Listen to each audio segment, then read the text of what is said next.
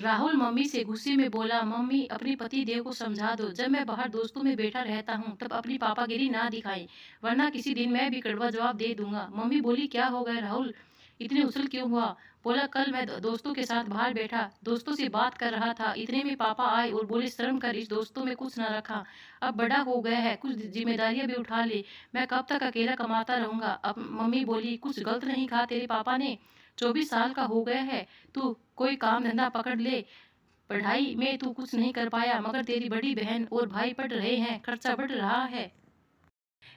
रहा है, तुम्हारा बाप अकेला कब तक तुम सबका खर्चा उठाता रहेगा? औलाद पैदा करनी जरूरी थी क्या? और जब पैदा की है तो उनका खर्चा भी उठाना पड़ेगा। दुनिया के सारे पापा उठाते हैं, तुम्हारा पतिदेव कुछ अलग नहीं कर रहे हैं। इतना कहकर राहुल पर पटकता हुआ बाहर चला गया। प्रदीप ने के 3 संतान थी। राहुल सबसे बड़ा था, जो 24 साल का हो गया था। उससे छोटा बेटा 21 वर्ष का और सबसे बड़ी बेटी थी, जो 25 साल की हो चुकी थी। प्रदीप मजदूरी का काम करता था, दिन भर बोझ उठाता था। जैसे जैसे उम्र बढ़ रही थी, ताकत कम होती जा रही थी। थोड़ा सा काम करते ही घुटने और कमर में दर्द होने लगता था। कमाई कम होती जा रही थी और खर्च बढ़ रहे थे। राहुल पढ़ाई छोड़कर आवारा घूम रहा था। प्रदीप चाहता था राहुल उसका हाथ बटाए, ताकि गृहस्थी की गाड़ी ठीक से चल सके। एक दिन राहुल माँ से बोला, मम्मी 100 रुपए दो, मोबाइल का रिचार्ज करवाना है। मम्मी बोली, अपने पापा से मांग लो, मेरे पास तो 50 रुपए भी नहीं है। आजकल वह पापा से बात भी नहीं करता था, पैसे कैसे मांगता? 5-6 दिन गुजर गए, बिना रिचार्ज के उसका टाइम पास नहीं होता था। आखिर में वह एक दिन पापा से बोला, पापा आज मैं काम पर आपके साथ चलूंगा। प्रदीप को बेटे की यह बात सुनकर बड़ी खुशी हुई। उसने सोचा शायद बेटे को अक्ल आ गई है, अब गृहस्थी में उसका हाथ बटाएगा। फिर राहुल मजदूरी करने के लिए प्रदीप के साथ चला गया। वह 24 साल का जवान था, मगर उसका शरीर अभी कच्चा था, क्योंकि उसने मेहनत के नाम पर जिंदगी में कुछ भी नहीं किया था। सुबह के समय तो वह दौड़ दौड़ कर तगारी ढोता रहा, मगर शाम होती होती उसकी हिम्मत जवाब दे गई। पिता ने बेटे को थका देख कर घर भेज दिया। राहुल रिचार्ज के लिए 500 रुपए तो कमा लाया था, मगर उसके शरीर का हर अंग दर्द कर रहा था।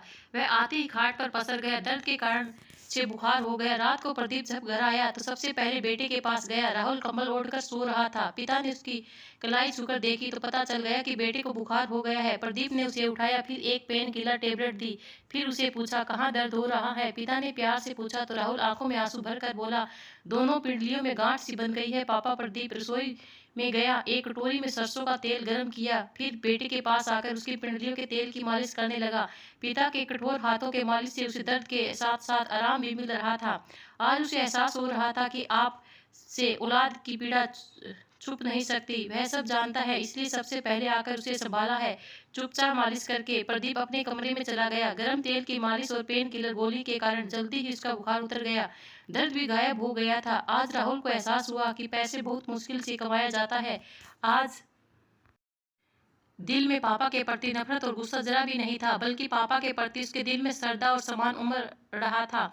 उसने जेब से दिन में कमाए हुए पैसे निकाले, फिर उनको गिनना शुरू कर दिया। 500 रुपए थे। वह पैसे लेकर पापा के कमरे में गया तो देखा पापा अपनी पिंडलियों पर कस कर तौलिया बांध रहे थे। यह सब देखकर उसका दिल कहाँ फूट कर उसे देखकर पापा बोले, तबीयत ठीक हुई है क्या? वह बोला, हाँ अब बिल्कुल ठीक हो गई है। फिर हाथ में पड़े पैसे पापा को देते हुए बोला, मेरी पहली कमाई है। पापा मुस्कुराते हुए बोले, पहले कमाई है इसलिए तू ही ने खर्च कर लेना। तुम्हारा मम्मी कह रही थी तुम्हारे मोबाइल का रिचार्ज खत्म हो गया है, इसलिए इससे वहीं करवा लेना। वह बोला, नहीं पापा, मुझे अब मोबाइल नहीं चलाना और ना ही दोस्तों में बैठना है। अब मैं काम करूंगा, आपका सहारा बनूंगा।